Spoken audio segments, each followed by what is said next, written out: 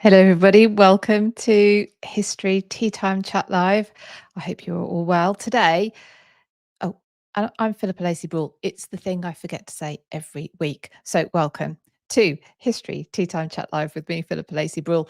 And today we're going to talk about the Peasants Revolt of 1381. It's something most people have heard about.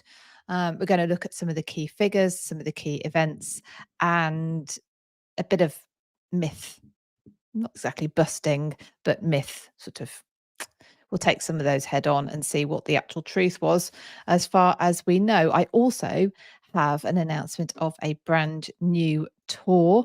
I've got this one together. This one was already in development, but as most of you know, I got back from the second of this year's tours last week, so last Monday, week on whatever. Anyway, not long ago, and people off both of the tours, as well as people from last year, are saying, "What else are you doing? We want to come." So I have put together uh, now the final bits that are required in order to get it on sale. So I will let you know what that is shortly. Now, as usual, members of my Patreon will be able to book onto that tour. They will have 7 days to decide if it's for them before it goes on general release. And there will be a post going out straight after this. So about 4 o'clock.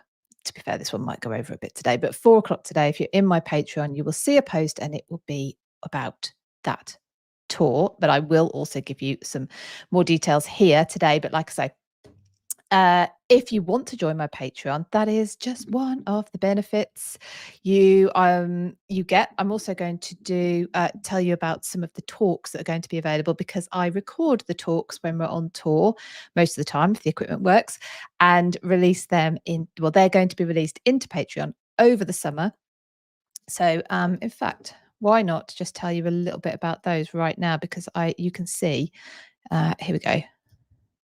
So these are the talks that are going to become available over the summer. Bearing in mind, I also have a tour in September, so there'll be more talks to come after that. Already in Patreon, you can see Kate McCaffrey talking about Anne Boleyn's Book of Hours. That's going to be followed up by, because Kate's research into Anne Boleyn's Book of Hours revealed some incredible findings, basically inscriptions that were scrubbed out. But who made them? Why do they make them? How does that show the where the book went after Anne? And Kate's research continues, and she did another talk for us this year on the networks. What it says there: networks of politics and power, Anne Boleyn and her 2 books of hours, because Hever actually holds 2 of Anne Boleyn's books of hours. So that will become available. I think that's scheduled for tomorrow. Also coming up, 2 talks from Gareth Russell, the rise of Anne Boleyn from Hever to Hampton, where Gareth goes into, one of the things he goes into especially is Anne's heritage, her Irish heritage. She comes from an incredibly wealthy family. She is not a rags to riches story, and it's very interesting. You'll enjoy that, and carries on with then talking about the downfall of Anne Boleyn, deciphering the tragedy and horror of 1536. So all the theories as to how come she ends up in the position she does in April through into early May of 1536, and of course ultimately is executed on the 19th of May 1536. Also, Tracy Borman's talk about Anne Boleyn and her daughter Elizabeth will go into Patreon over the summer, and Professor James Clark, a massive fan, as you already know, Anne's religion, Henry's Reformation. Anne gets blamed for the Reformation. She dies before it begins, and James's talk is a fascinating explanation as to actually where Anne stood on religion. And more familial influences that are less talked or not talked about actually, compared to perhaps Anne's influences from France. So anyway, those talks will be available in Patreon. Like I say, over the summer, I will release them at nice intervals, so hopefully everyone can get to watch them. So yes, so there's another benefit of being in Patreon, like I say, as well as the tour details. So I do need, before I move on, to give a shout out to Elizabeth, Stephanie, two Stephanies this week, fabulous, Rachel and Karina, for joining my Patreon this week. So welcome to you, thank you, and we'll have some fun. So I won't keep you in too much suspense. We will get onto the Peasants Revolt in a moment. And if you want, I will go into more detail about this after I've done our main topic for today. But I'll quickly tell you that the new tour for 2025, it's a brand new tour, and it's being put together in response to a few requests that I hear from people quite a lot, to go to particular places that are a little bit difficult to get to. That was actually the inspiration for doing the Rise of the Tudors that we're doing in September. That does Wales. We'll repeat that at some point. But this one, it takes in places that are a bit difficult to get to, but are places generally on people's bucket lists. A incredibly interesting topic, and led by a eminent, fascinating historian who's just also incredibly good company. We will be doing the Catherine Howard tour with Gareth Russell. Now, any of you who don't know Gareth for this book, Young and Damned and Fair, I've spoken about this for years before I even knew Gareth. If this is the biography, I would say, on Catherine Howard, and the court at the time of her becoming queen, and obviously her downfall. We're going to run it from the 12th till the 20th of September 2025. And we will be visiting, it's going to be 9 days, 8 nights accommodation, of course, 8 nights. So evening meals every night, breakfast every morning. We will pick up and drop off in London, but because that's easier for most people, and you don't have to worry about getting to these other parts of the country that are a little bit more difficult. So we'll pick up from London and we're going up to Lincoln via Peterborough. We will take in Lincoln Cathedral, Lincoln Castle, and the Bishop's Palace at Lincoln, all linked to the 1541 progress that Catherine did with Henry VIII. And it is on this progress, of course, that the infamous or the liaisons with Thomas Culpeper begin. So it's sort of the pinnacle of her queenship and the beginning of her downfall all in one. So anyway, so we're doing Lincoln. We then will go up via Pontefract Castle to York. We are staying in a beautiful hotel in York, within walking distance of York Minster, which we will visit. We will also visit St Mary's Abbey. And while we're there, we're going to go out to Fountains Abbey as well, which just Google it. It's amazing. I will be going up there very soon. So I will definitely share with you more about it, more photographs and more information about it. So we'll be going out to Fountains Abbey while we're there, and I will also give people some free time while we're in York so that they can go and do places like the Shambles. There's lots of Roman and Viking history in York also, so if that takes anyone's fancy, you'll have an afternoon where you can possibly do the Jorvik Museum, which doesn't take long but is well worth it. We will then come back from York all the way down via Grimsthorpe Castle to Hampton Court. So we're going to be staying near Hampton Court Palace, very near Hampton Court Palace, which we will visit, and we will also visit the Tower of London. Obviously, both of those places absolutely essential to Catherine's story. And Gareth will do a series of talks to take us through Catherine's story during that tour. So, like I say, that will be released to patrons 4:00 today.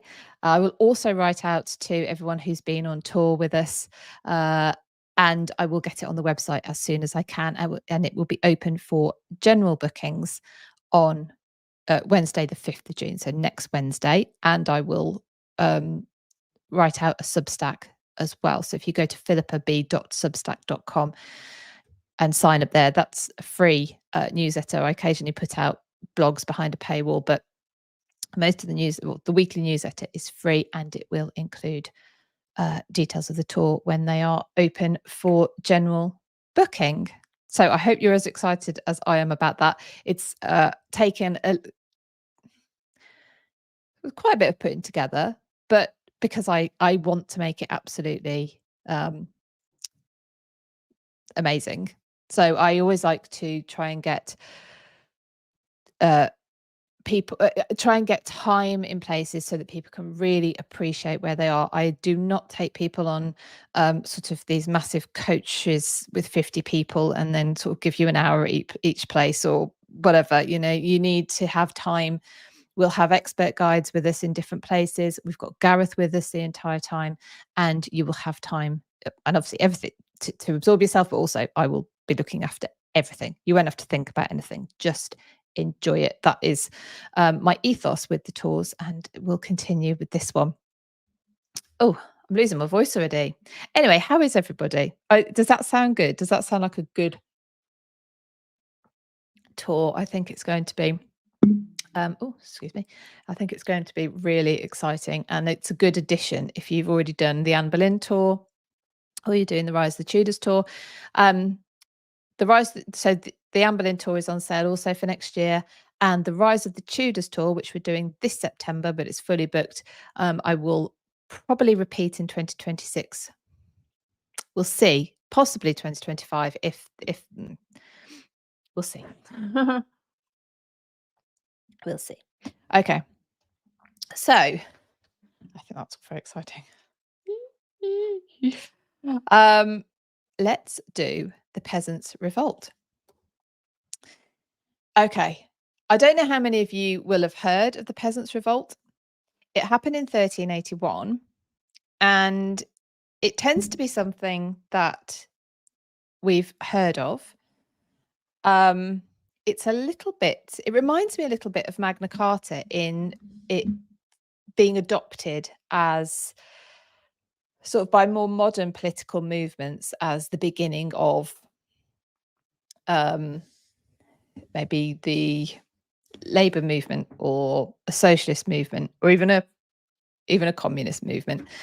But we're in 14th century England. The Black Death, the bubonic plague, has wiped out half of the country when it hit in 1348. Half of the English population dies during the bubonic plague. Wages are forced. As a result of that, wages go up because there's less of a workforce and people move around. Now we're in a society where serfdom is the norm, and serfdom is basically the ordinary person. The you and me of the 14th century would be bound to their landlord. They would have a plot of land, it would be sort of a hereditary plot of land, which they would inherit. And they would be bound to their landlord. And these could be private landlords. So, you know, your nobles, your barons, the people you expect. But a big landlord at this time and for the centuries before and a couple of centuries afterwards was the monasteries. And that becomes key in the story as well. So people are so we've got this idea of this setup of serfdom where people's wages are controlled effectively. Their movement is controlled. When they work is controlled. Who their daughters marry is controlled. And then with the Black Death, because the population is halved, the workforce is halved, people experience, who are left, who've survived, more mobility, literally in terms of where they can go physically, but what wages they can demand. And This, of course, is not something that the landowning classes are too happy about. Although I think this, but then someone's paying the higher wages, so someone's taking advantage of it.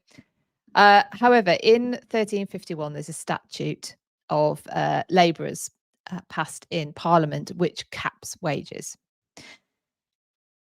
So you've got that going on. We're also in the time of the Hundred Years' War. So they there's something introduced in 1377 called the poll tax to pay for the war. We are less productive as a country. There are wars going on in on the continent, including us and not. So trade is affected and war is expensive. So you've got all of these factors, and the government decides to bring in, or Parliament decides to bring in, a poll tax. And a poll tax is basically a flat rate tax. So everyone pays the same, regardless of ability to pay. And when this is first brought in 1377, it's a sort of nominal fee. It's 4 pence, which is affordable by most, if not all people. And everyone has to pay it unless you are under the ages of 14 or you are homeless.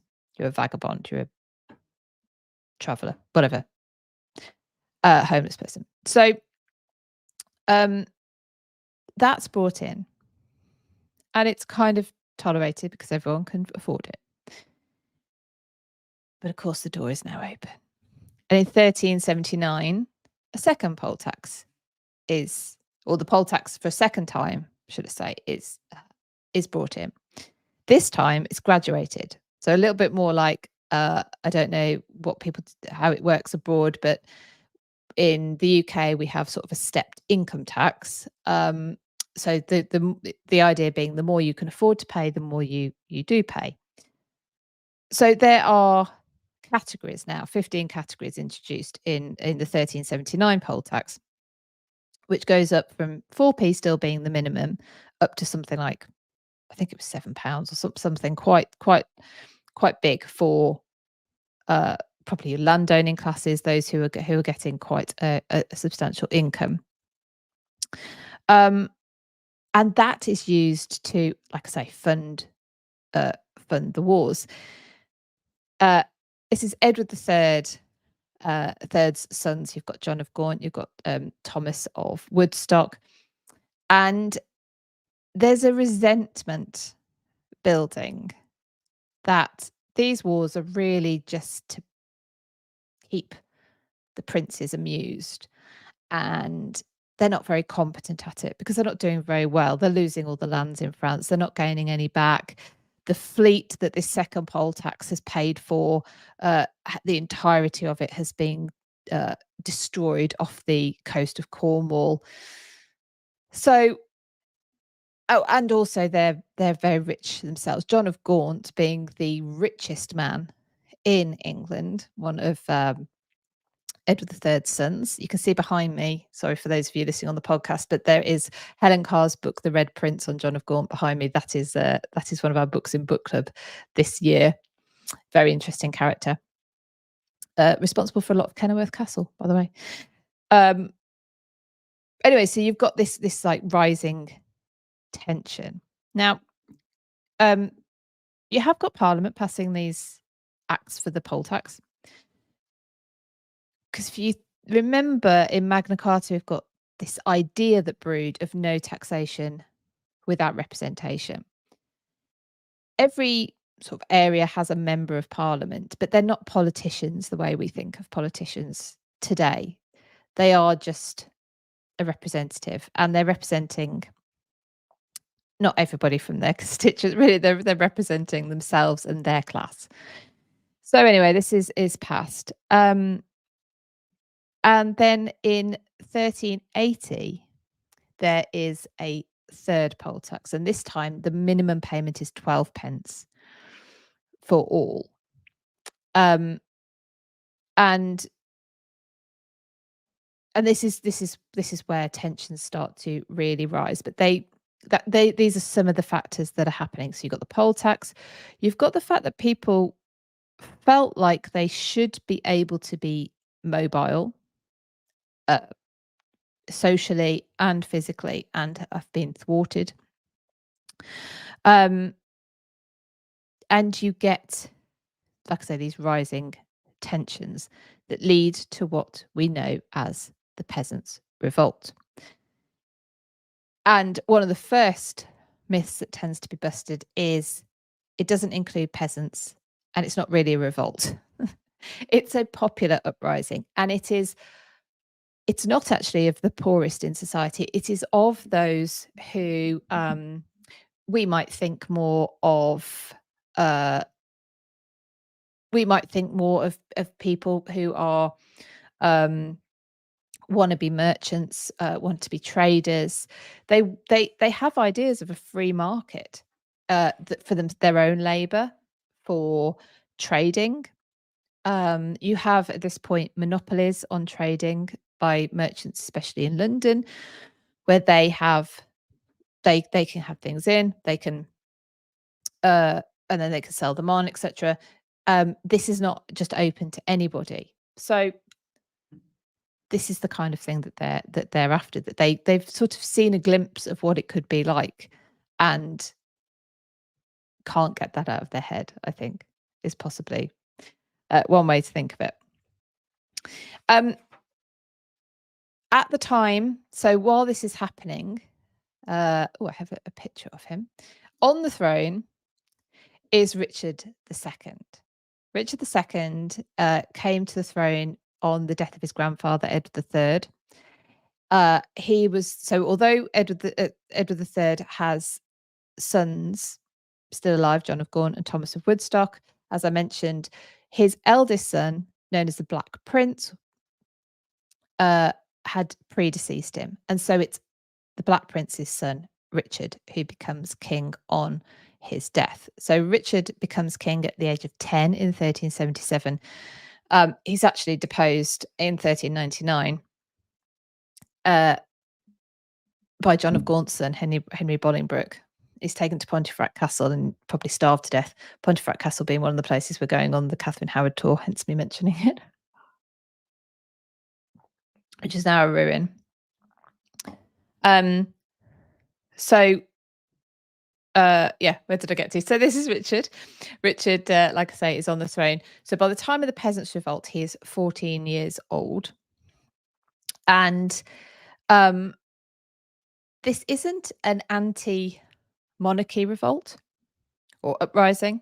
They are actually in favour of the king. What they would like, one of the things they would like is to not have all the intermediaries between them and the king.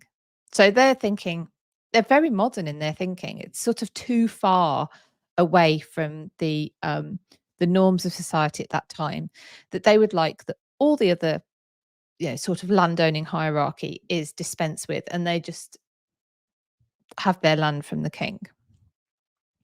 But anyway, we'll get into that.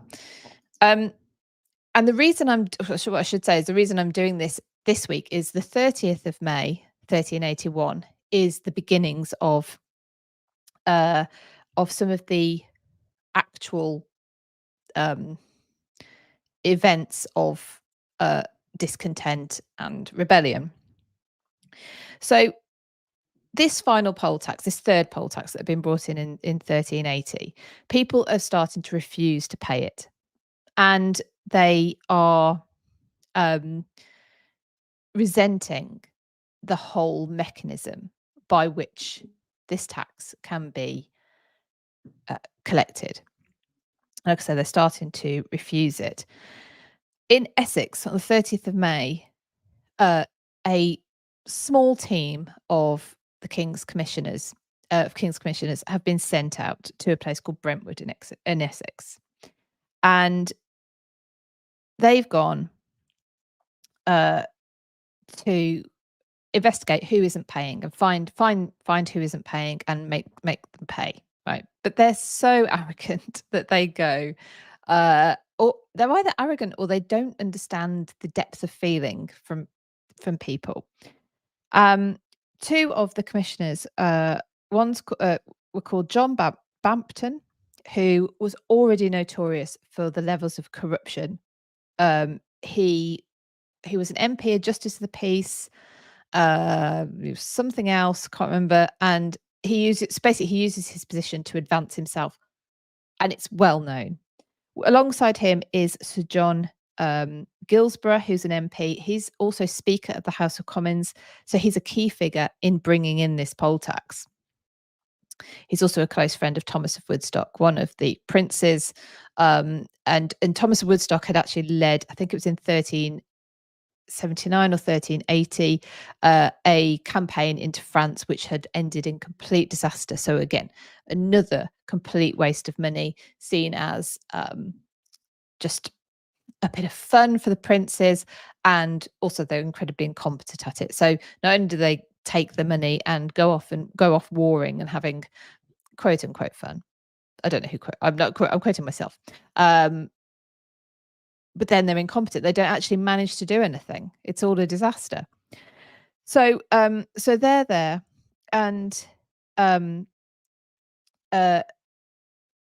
are actually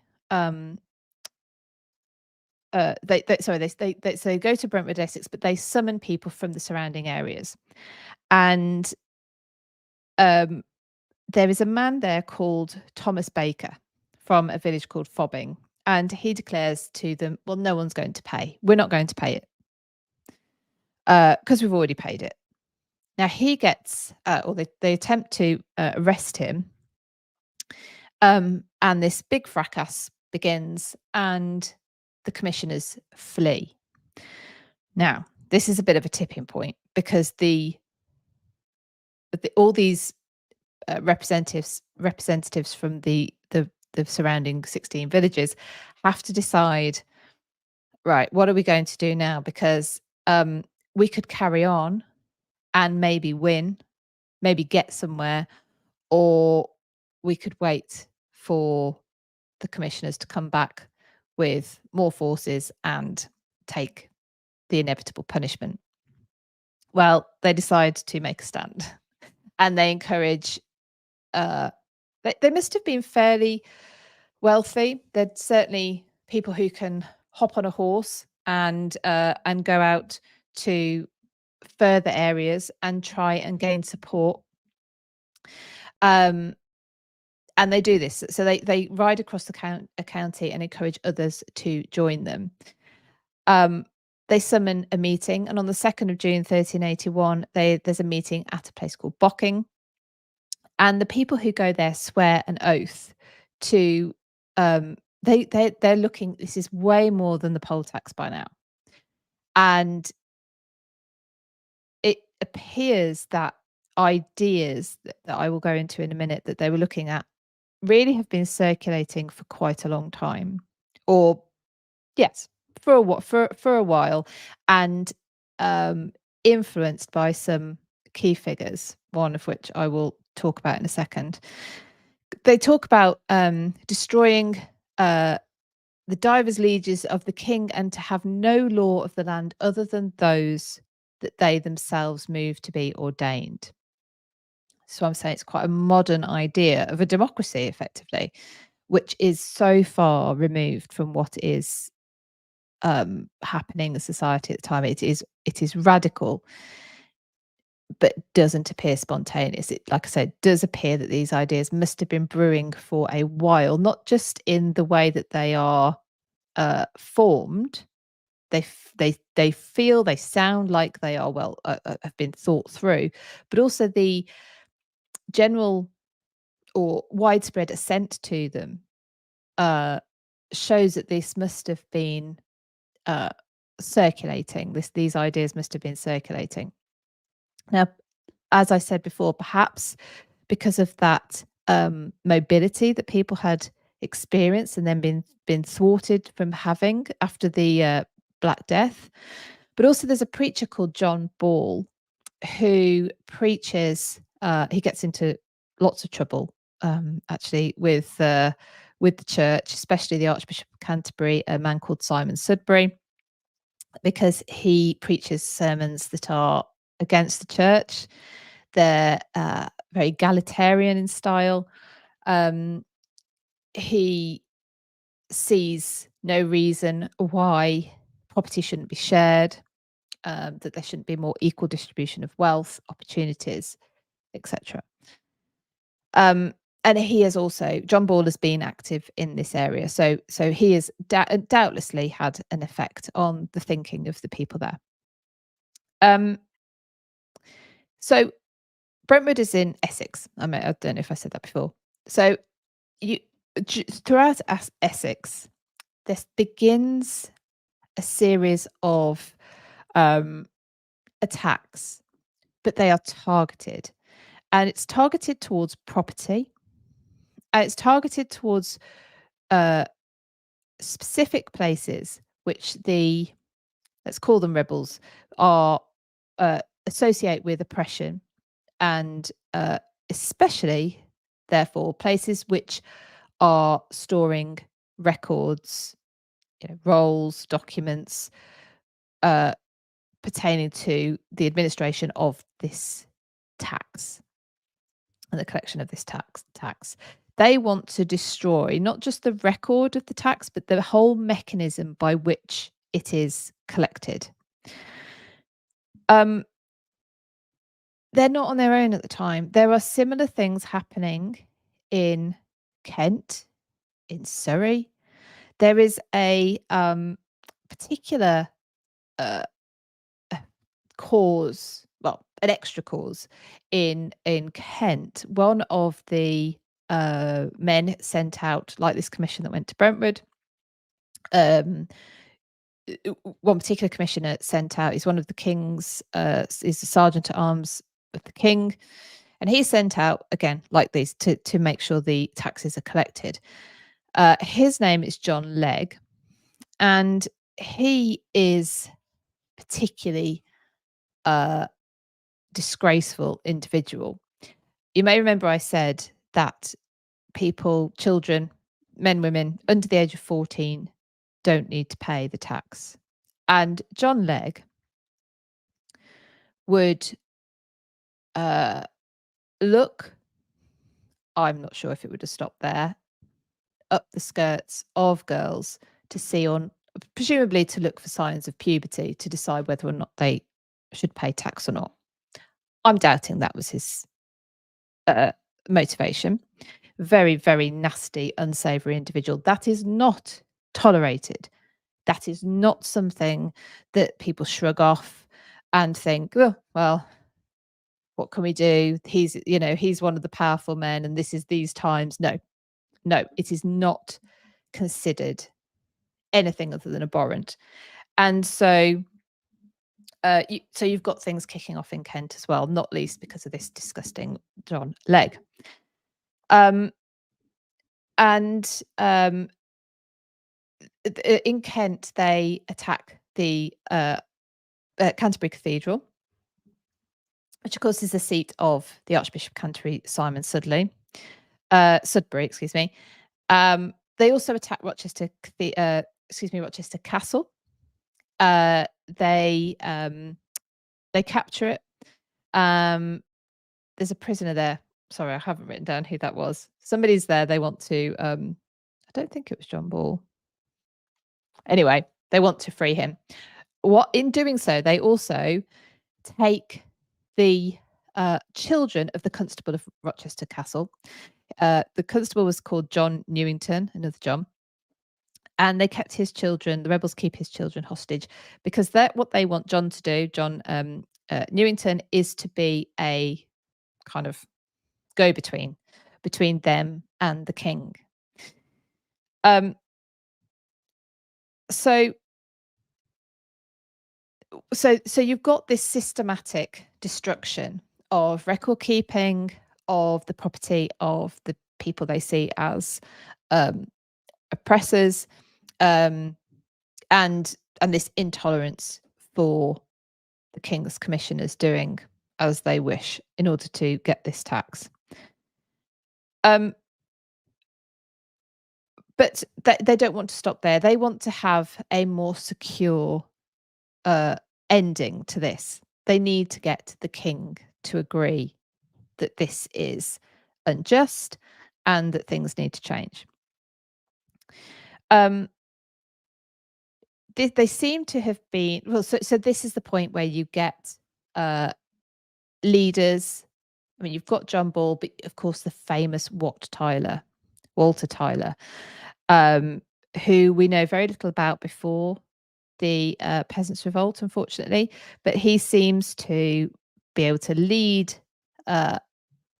Lead certainly. Maybe he served in the Hundred Years' War. Maybe he's just a charismatic man who can lead and is very clear in his objectives. And they decide they're going to march on London.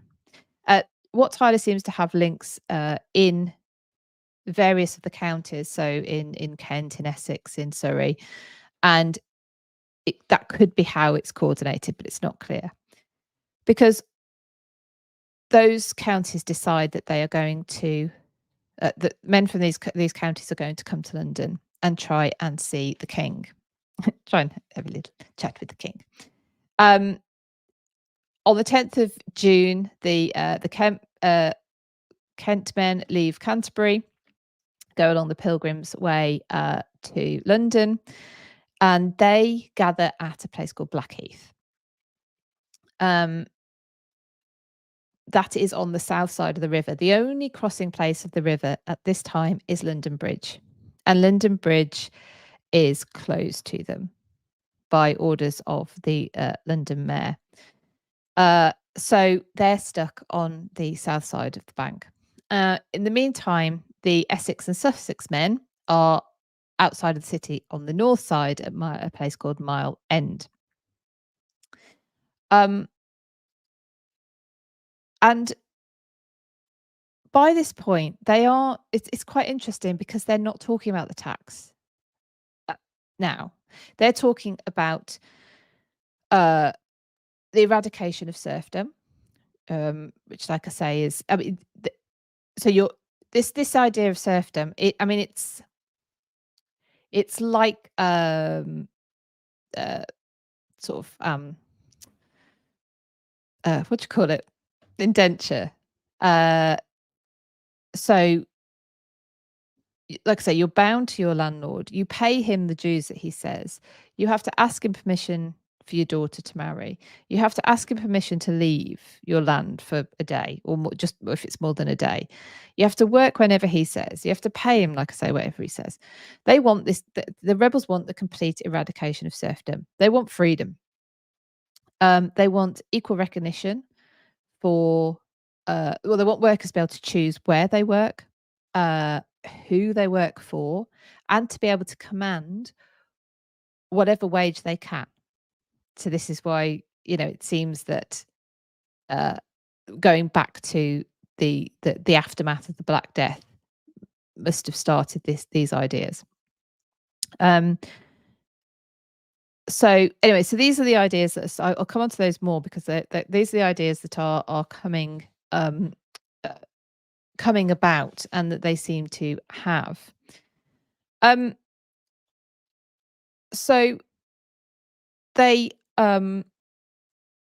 like I say, you've got the Kent men who are stuck on the South Bank. Now on the South Bank, if you know London or if you've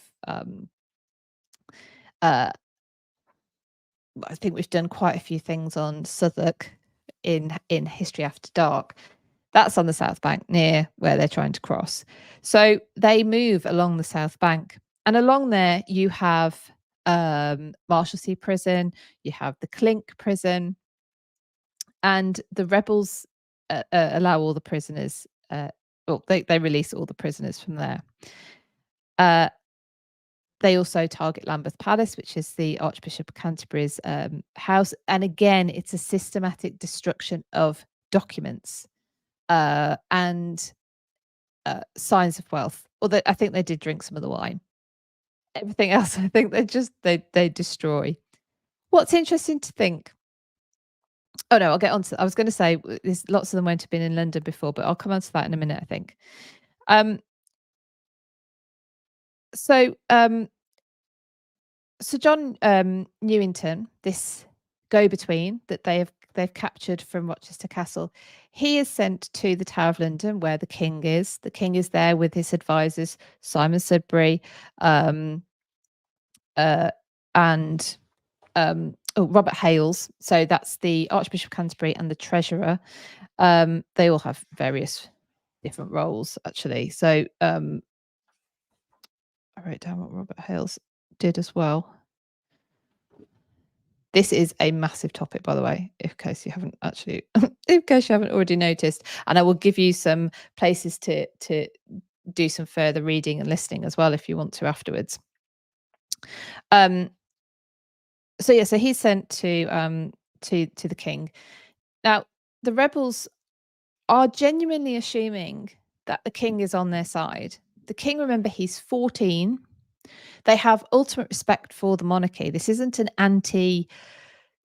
totally anti-establishment uprising. Also, we have to bear in mind that throughout these entire events, this has never happened before. This is the first popular uprising. It's completely unprecedented. Nobody knows how to deal with it, I suppose. It's coming about all for the first time.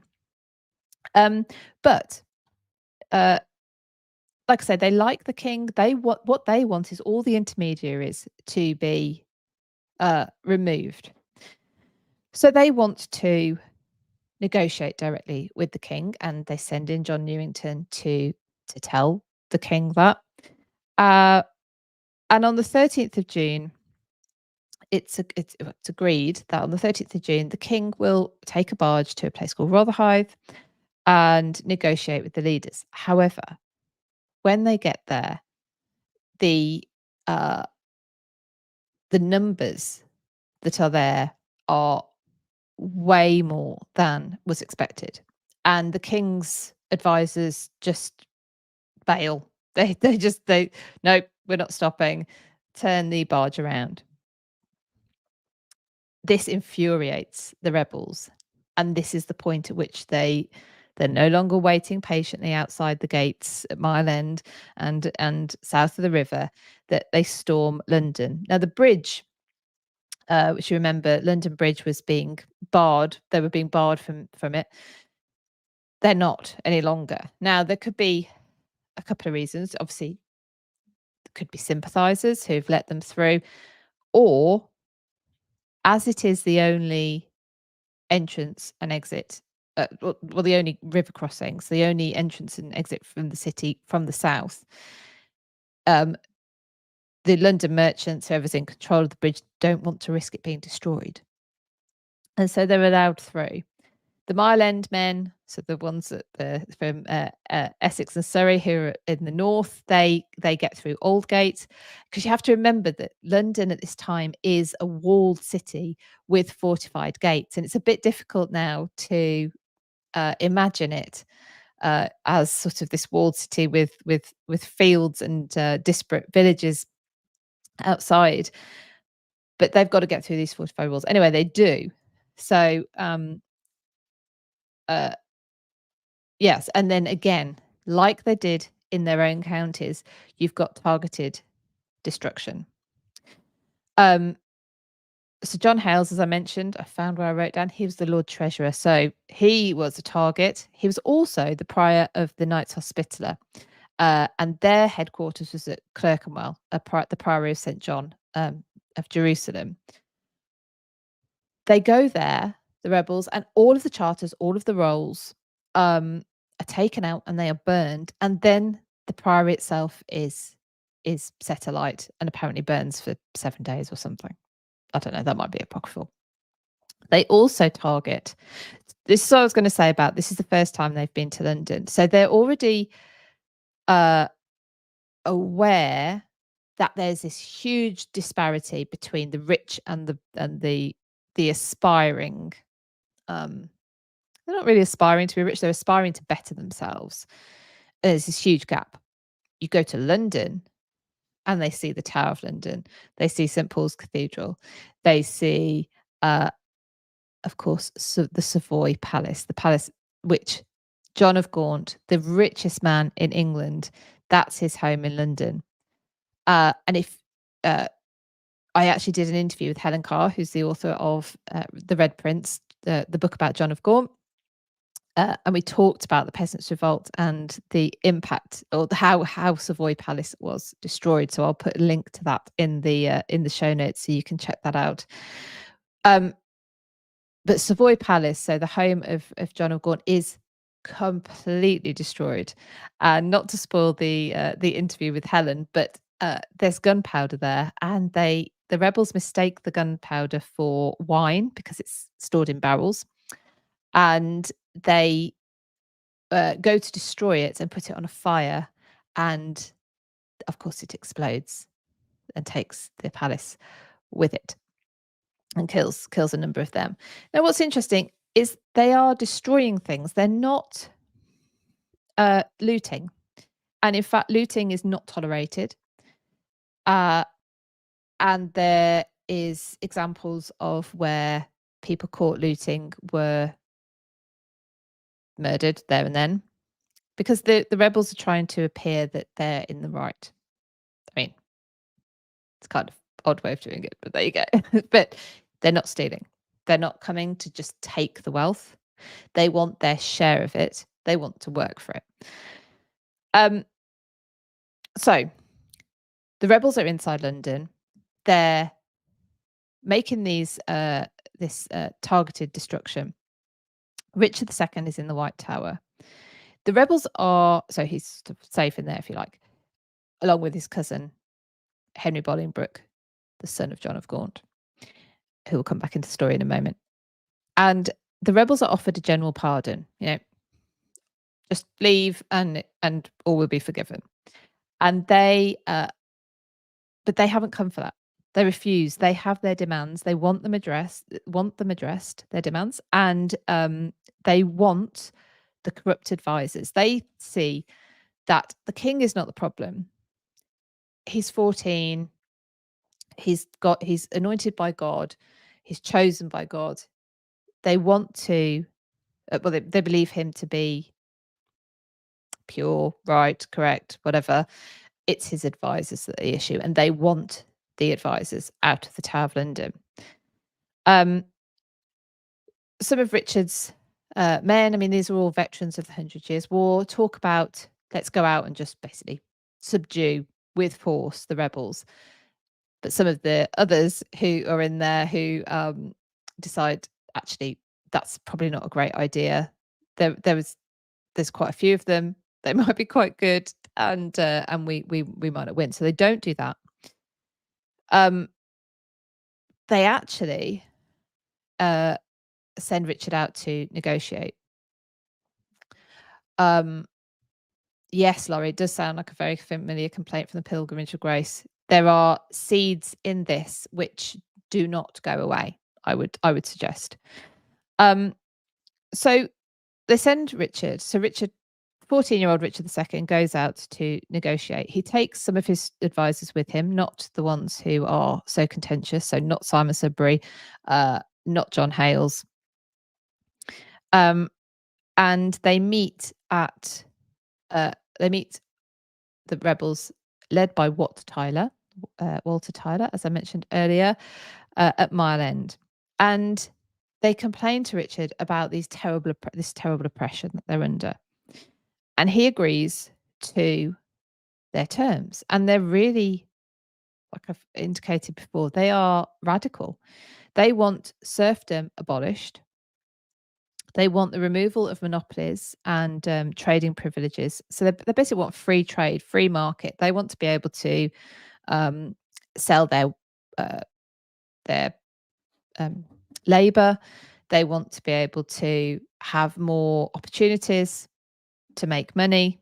They don't want these monopolies where basically you've got a handful of men who are allowed to make huge amounts of money, whilst everyone else is bound to their landlord, whether that be a secular landlord or the monasteries, of which, like I said earlier, they are massive landlords. So they're wanting this sort of more free market idea. And they also want these corrupt, as they see it, advisors out of the Tower of London. By that they mean they want them handed over to them. And Richard seems to have agreed to these terms other than the letting go or the release of his advisors to them. And Richard leaves. We know not to where. The rebels go to the Tower of London expecting these people to be being handed over.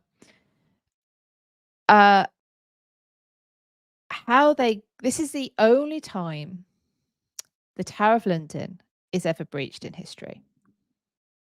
And we don't really know how. Maybe there are people from London in the crowd that the people in charge of the Tower of London recognise. They can talk to them. They said they've been sent by the king. Who knows? We don't really know. But they get in. And again, it's targeted. There is violence, but it's targeted. And it's targeted at very specific people. This is where they find Sir Robert Hales, they find Simon Sudbury, and they find that despicable John Legg, the one that I spoke about earlier, who would check if a girl is old enough to pay the poll tax. And they come across them in the tower. They are dragged out and they are all beheaded. Simon Sudbury, the Archbishop of Canterbury, is the first one to be beheaded, and he is beheaded on Tower Hill. Tower Hill. So he's the first person ever to be beheaded on Tower Hill. Tower Hill becomes the execution spot for the Tower of London. Most people who are executed at the Tower of London are executed on Tower Hill, which is just outside the walls of the tower. It's where the men caught up in Anne Boleyn's downfall of 1536 were executed, amongst, God knows, hundreds of people who were executed up there, maybe more, maybe thousands. I don't know. So that's where that tradition begins. Pilgrimage of Grace, Tower Hill, Simon Sudbury beheaded, and people are beheaded there after that. So you may remember I also said that Henry Bolingbroke, the son of John of Gaunt, is also in the Tower of London. He manages to hide, and someone seems to bundle him out, and he escapes. He's only a boy at this time, but of course his father, John of Gaunt, is hated. He was in big danger at this point. Now, any of you who know a bit more about this period will know that it's Henry Bolingbroke that deposes Richard II in the end. But anyway, that's another story for another day, isn't it? But it does get your mind racing as to, so if Henry Bolingbroke hadn't been rescued that day, would Richard II have been deposed? Would Henry Bolingbroke have become Henry IV?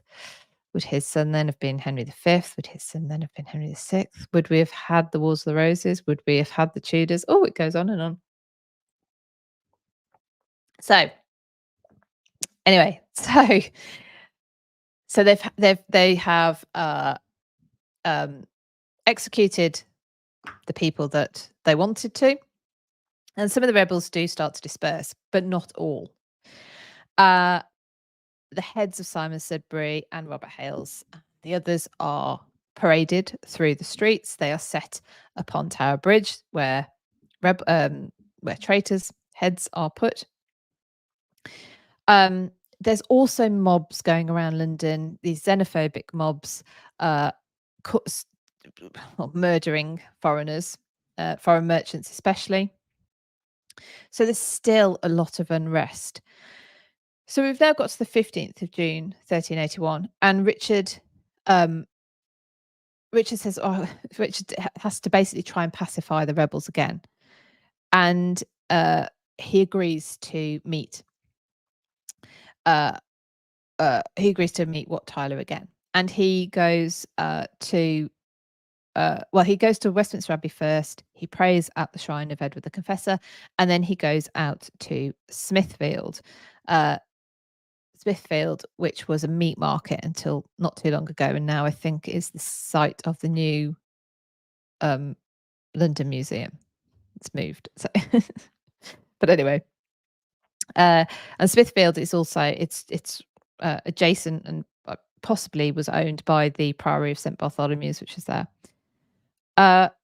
William Walworth, who's the mayor, the one who had ordered that the Tower Bridge be shut to them originally. He's there with the king, and with Wat Tyler is Sir John Newington, this this Constable of Rochester, who's been made to be this go-between between everybody.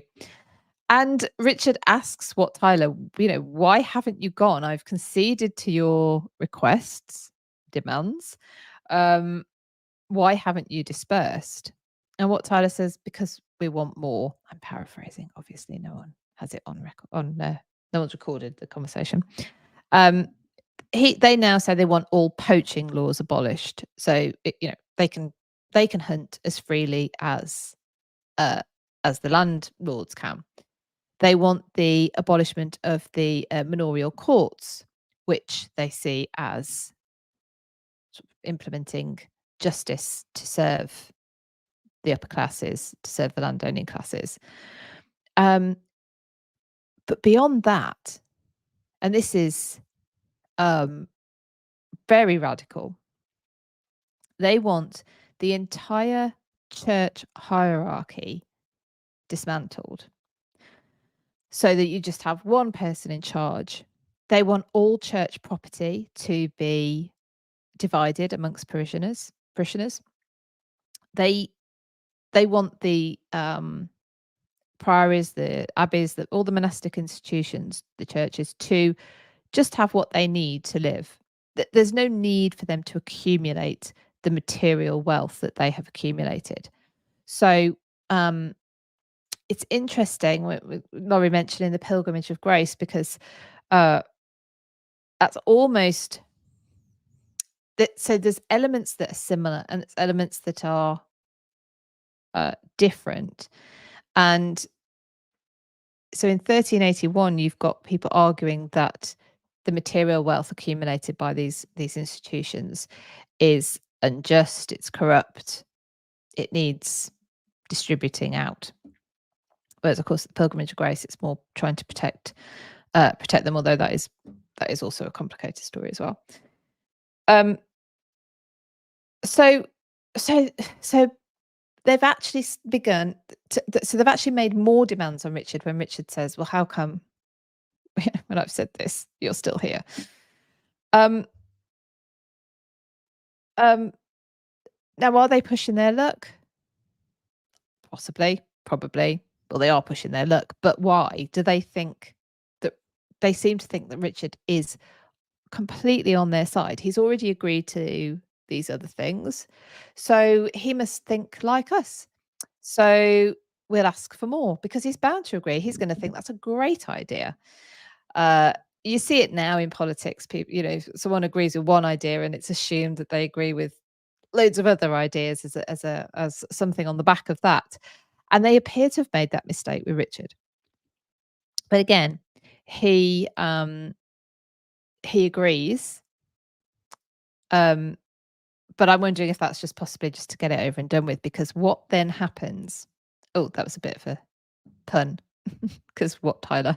Excuse me. So there's this fracas, this altercation occurs. Wat Tyler has asked for a jug of water. He's down that. He's asked for a jug of beer. He's down that. He gets back on his horse, and as he gets back on his horse, someone from the king's retinue shouts that he is a thief, that he is a rebel. And Wat Tyler takes offense to this. He rounds on the man who shouted it, and he draws his dagger. The Mayor of London, who's there with Richard, Walworth, he draws his sword and he strikes Wat Tyler across the shoulder.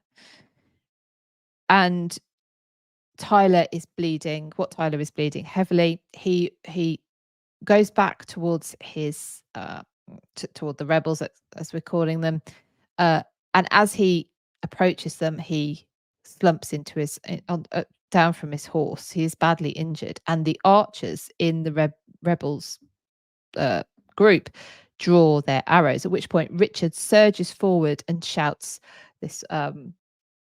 Basically, you'll have no captain but me. Follow me. And he takes them. They follow him out to a place called Clerkenwell, which you've got to imagine London is full of fields at this time. It's very difficult to imagine it when you see it now. And so they ride further out of the town. Now, the king's there are royal troops that have managed to been accumulated by Richard's remaining advisors, council, and they effectively kettle them. They surround them at Clerkenwell, and the rebels surrender, and they are allowed to go free. They are escorted out. So the Kent men back down over Tower Bridge, and the others onto where they're going. And just like that, it's dispersed. Tyler had been taken into St. Bartholomew's, but he is arrested. There's no due process. There's no trial. He is dragged out to Smithfield and he's beheaded. So you've lost as the leader there. So the rebellion is quashed almost as quickly as it began, although actually I think it was brewing for a very long time. And you could argue it's an uprising, not a rebellion. You could argue it's a petitioning of the king, again, like the Pilgrimage of Grace. They want to negotiate better terms for their lives, and they think the king will be a sympathetic ear. Richard, though, goes out to Essex 2 weeks later or so, and he's approached and he's asked why he hasn't he's not delivering what he's promised. And he's supposed to have said, basically, you'll continue in bondage, but not as before, in conditions far harsher. Now, it's that again, he probably didn't say that. We get a lot of the accounts of what happens with the Pilgrimage of Grace from a monk called Thomas Walsingham, who was a monk at St Albans, the Abbey of St Albans. And this is why, one of the reasons why it's relevant to mention that the monasteries were big landowners. These are not what I always used to imagine, actually, when you read of monks being chroniclers, is they are sort of observers of society. They're not. They're, especially not at this time, they are very much partisan in the events of 1381. But Richard has reneged. He does renege on his promises. It's not the complete end. Disturbances do continue. You get again targeted violence, but in terms of destroying records. The University of Cambridge has no records for 1381. I think over in Bridgewater, in Somerset, there was an attack. There was various attacks where records are destroyed. What's really interesting, nothing really changes. Like I say, Richard reneges on the promises. Serfdom continues for centuries, really, or for another couple of centuries. But there is no more poll tax, which is not actually something they ended up bringing up with Richard when they were with him. But it becomes so toxic by association that in when was it? I don't know what year it was. I know I was alive because I remember it being on the news when Prime Minister Mrs. Thatcher tried to bring in something called the community charge.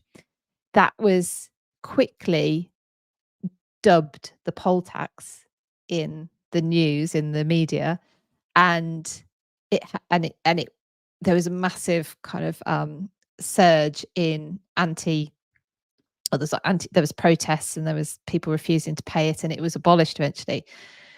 And that's 700 years past, 600, 700 years past when this happened. But the association of poll tax, the name poll tax, was enough to have a rebellion against it in the late 20th century. So yeah, which is quite fascinating. There's one more man that I must that I haven't mentioned him, or I've mentioned him but not enough. And he was the preacher. I'm just trying to find my notes on him. John Ball. He's the one, if you remember, I said he was active in the Essex areas, probably Kent, Surrey as well. He was a traveling preacher. He got into trouble with the Archbishop of Canterbury, Simon Sudbury. He is, you might have heard of a sermon that he's supposed to have delivered to the rebels at Blackheath on the 12th of June. So before all this kicks off. And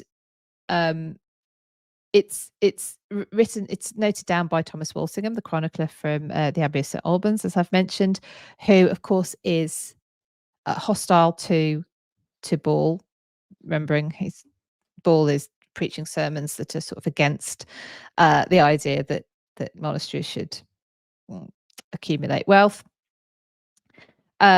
And he's the one who's supposed to have pepped them up and given them this, rallying cry. And unfortunately, it's unlikely, if not impossible, that he was actually at Blackheath on the 12th of June.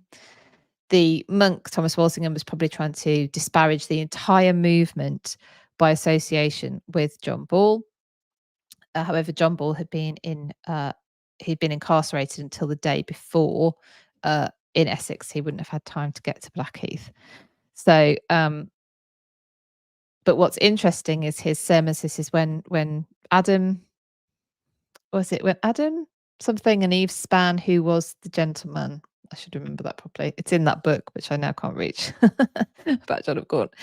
And it's one of those ironies, really, that that by virtue of Walsingham writing it, John Ball becomes a sort of a figure that's remembered and seen as kind of a leading figure in this. I suppose it's a reform movement, not that it's called that at this time. He, following the rebellion, is tried for treason, of course, found guilty, and he's hung, drawn, and quartered. So he's destroyed by it as well. You have, interesting. I said there was these sort of rumblings that were suppressed afterwards. However, what you might find interesting, because I did, is after this is when you start to see monasteries in areas where they hadn't had any incursions. So not sort of talking Northumberland and places where Vikings had attacked for centuries, but you start to get fortified abbeys, priories, monasteries, and places like Penshurst Place, which is near to Hever Castle. When I visited there end of last year, I was talking to one of the guides there, and she was telling me about that there used to be a wall. If any of you've seen any pictures of Penshurst Place, I should have put one up. There is a terrace, and from where the Great Hall is, this sort of grassed area, and then there's a dip down, and there's another sort of flat garden. There was a wall there, it was a perimeter wall, and that was built following, or around this time, following the Peasants Revolt, this popular uprising, to protect Penshurst Place, because of course they were a landowner, they were a landlord of the area. So it's not just the events between the 30th of May and the 15th of June. This is something that was building up for quite a while beforehand, and I would and then was rumbling afterwards, but I would argue sort of the seeds of it have continued for ever since, really. Um, even including Maggie Thatcher trying to get the poll tax, the community charge in. I've just called it poll tax. So it is a complicated, fascinating though time. Remembering this is the first time this has ever happened in English history. This was the first time it happened. Um, I mean, the outcome for Richard at the age of 14, kind of going out and negotiating with the rebels, um, being treated by them as a bit of a god on earth.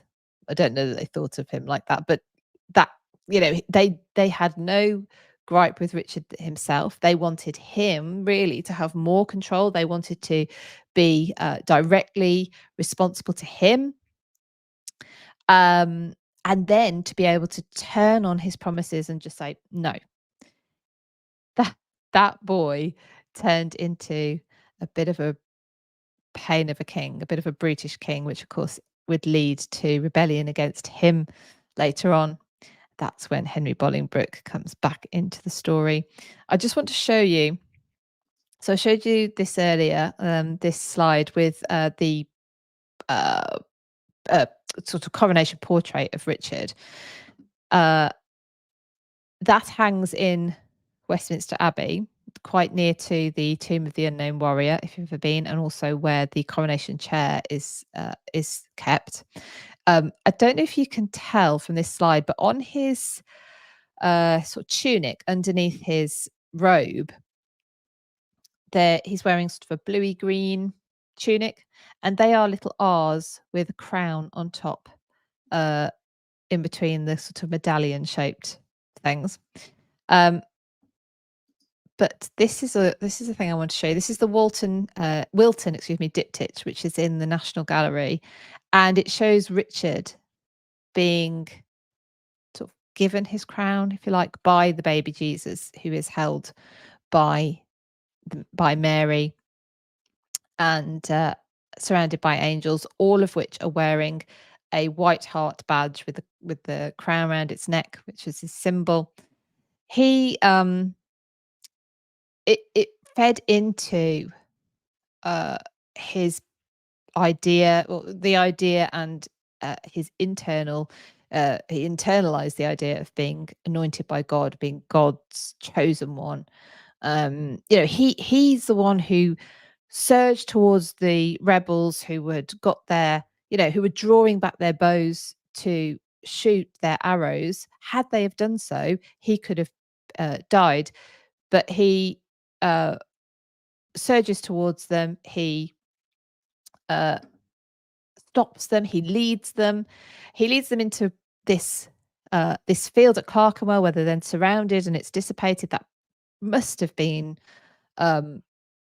organized. But he manages to do that. He manages to get them to go with him, and the plan is carried out, and it's carried out successfully. No more bloodshed. People dissipate. So he becomes a bit of a big head, bit of a problem. He becomes a Timmy. Who, if you don't watch History After Dark, you won't know what that means. But yeah, Diane says Henry VIII finally granted their wish about the monasteries, but took the idea to the extreme. Linda, I have two 14-year-old grandsons. I cannot imagine a 14-year-old handling this event. No, he was brave. But I wonder whether he, who knows how he felt about it at the time. But afterwards, it certainly did bolster his idea of himself, and perhaps that God's protecting him the whole time. Now, I mentioned History After Dark. So before I go, let me tell you what we're doing tonight. Unfortunately, last week we couldn't do History After Dark due to illness. So we're back tonight. We are discussing, and bear with us for this because it is actually an interesting story. This might not sound like it. We are talking about, it's on History Heroes series, Isambard Kingdom Brunel, with links to America, by the way. So it's not just a boring English engineer. So that's tonight at 8:15 on the History After Dark channel. We'd love you to join us then if you are up for it. So last week we weren't here. So we put out the original, the origin story of Roger the Beaver, which is our mascot over on History After Dark. So if you didn't catch that and you'd like to know what on earth we're talking about when we talk about Roger the Beaver, our mascot, then you can check that out on History After Dark channel on YouTube. I am going to be on my travels again early next week, all to do with the Catherine Howard tour, actually. So you can follow me on social media, but also I will be back here at my desk live next Wednesday for Tea Time History Chat live again. I will let you know where I've been. I also must mention before I go that I was on my travels on Friday as well. You might have seen I was at Kenilworth Castle. I also dropped into Kenilworth Priory, and the church at which Elizabeth I worshipped when she visited Kenilworth Castle. Definitely during the 2 Sundays that she was there in 1575 visiting Robert Dudley. She's nowhere near the only monarch who worshipped there. But I didn't make it. But a discovery that I can't believe I didn't know about at Kenilworth Castle while I was there. And I'm going to write a blog about it. I will share it in Patreon. I will share it on my Substack. That will be for the paid subscribers to Substack and anyone who's in my Patreon. Anyway, but I have to mention that because I can't believe I didn't know about this thing before I went. I'm so excited to be able to share it with you. I just need to be able to sit down for 10 minutes to write it. But like I say, next week I will be back to talk to you about the travels that I'm doing at the beginning of next week. I hope you can join me tonight and on History After Dark with the girls, Dr. Kat and Catherine, to talk about Isambard Kingdom Brunel. Is that his real name? We'll find out. Or I will see you next week. All right, thank you everybody. It's been a long one. I hope I clarified some things, didn't make it as clear as mud. Let me know. And like I say, I would love to see you on the Catherine Howard tour. If you're a member of my Patreon, you'll see there's a post in there already. Everyone else, I will be writing out to you within the week. All right, everyone, take loads of care of yourselves, and I will see you soon. All right, bye-bye.